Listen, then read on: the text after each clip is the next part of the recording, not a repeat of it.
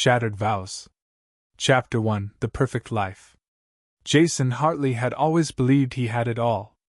At 34, he owned a growing construction company in Austin, Texas. His wife, Emily, was stunning and smart, a school counselor who had captured his heart 10 years ago. And his best friend, Ryan Moore, was practically his brother, a former college roommate turned family friend who'd supported Jason through thick and thin.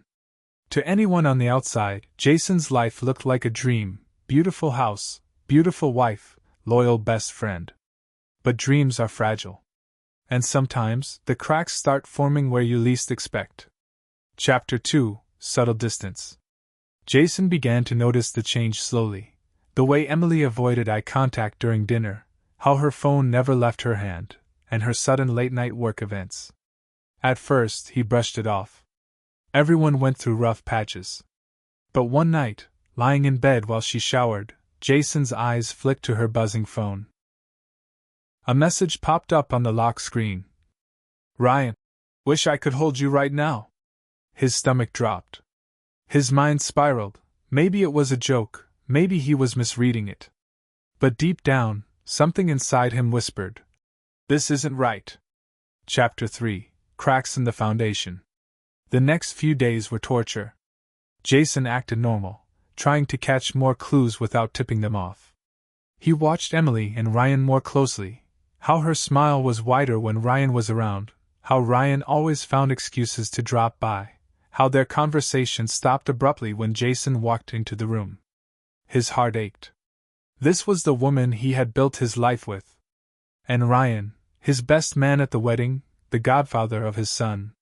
If anyone could betray him, he never thought it would be them.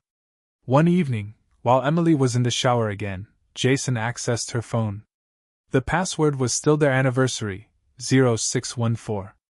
He opened her messages with Ryan. What he read shattered him.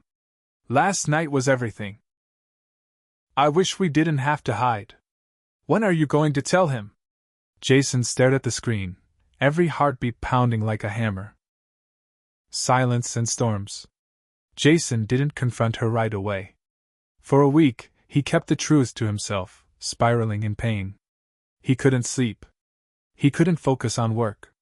He found himself gripping the steering wheel too tightly, zoning out at red lights, replaying memories, all now tainted. The laughter. The shared vacations. The time Ryan held their newborn. The time Emily said, "You're all I'll ever need." All lies now. Finally, on a quiet Friday night, Jason poured 2 whiskeys and called Ryan over. When Ryan arrived, Jason handed him a glass and said, "We need to talk." Ryan shifted uneasily. "Everything okay, man?" Jason didn't answer immediately. He pulled out a piece of paper, printouts of the texts. Ryan's face drained of color. "I trusted you, Ryan," Jason said quietly, his voice barely containing rage. "You were my best friend. You were family.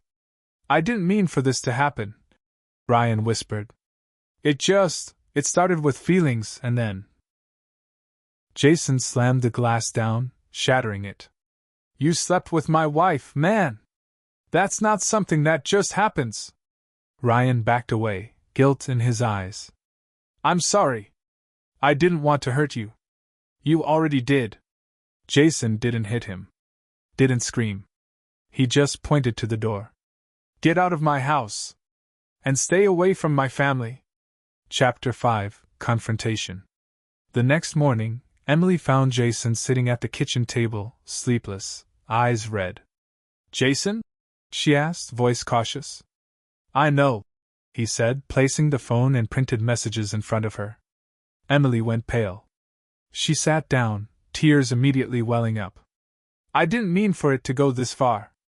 It started when you were working so much. I felt alone. Ryan was there." Jason shook his head. "So you chose him? Instead of talking to me? Instead of fighting for us?" "I never stopped loving you," she cried. "Don't say that," Jason said sharply. "You lied. Every day. You looked me in the eye and told me you loved me. While you were sleeping with him. That's not love." I was confused. "No," You were selfish. Chapter 6: Separation. They separated 2 weeks later. Emily moved into her sister's apartment. Jason stayed in the house, now too quiet, too hollow.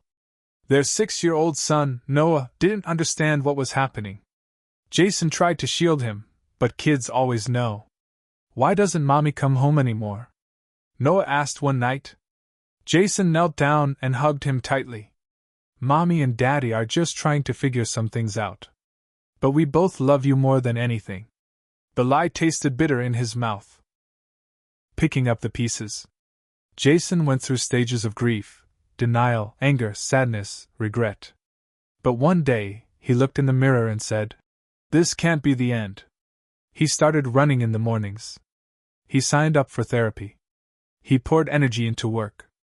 And most importantly, he focused on Noah, his reason to get up every day. He saw Emily during pickups and drop-offs. She looked tired, worn down. Ryan was no longer in the picture. Word was, their fling didn't survive outside of secrecy. One evening, after Noah's school event, Emily approached Jason. "I'm sorry," she said quietly. "For everything." Jason nodded. "I know. Do you think we'll ever be okay again?" she asked. Jason paused. "I don't hate you, Emily. But I can't forget what happened." "Not yet." She nodded, wiping a tear. "I understand." Chapter 8: The Road Ahead. Months passed. Seasons changed. The pain dulled, though the scar remained. Jason met new people, made new friends, and eventually, slowly, opened his heart again. Not to replace Emily, but to heal himself. One day, he sat on the porch with Noah watching the sunset. "Daddy, are you happy again?" Noah asked. Jason smiled, brushing his son's hair. "I'm getting there, buddy. I'm getting there." The end.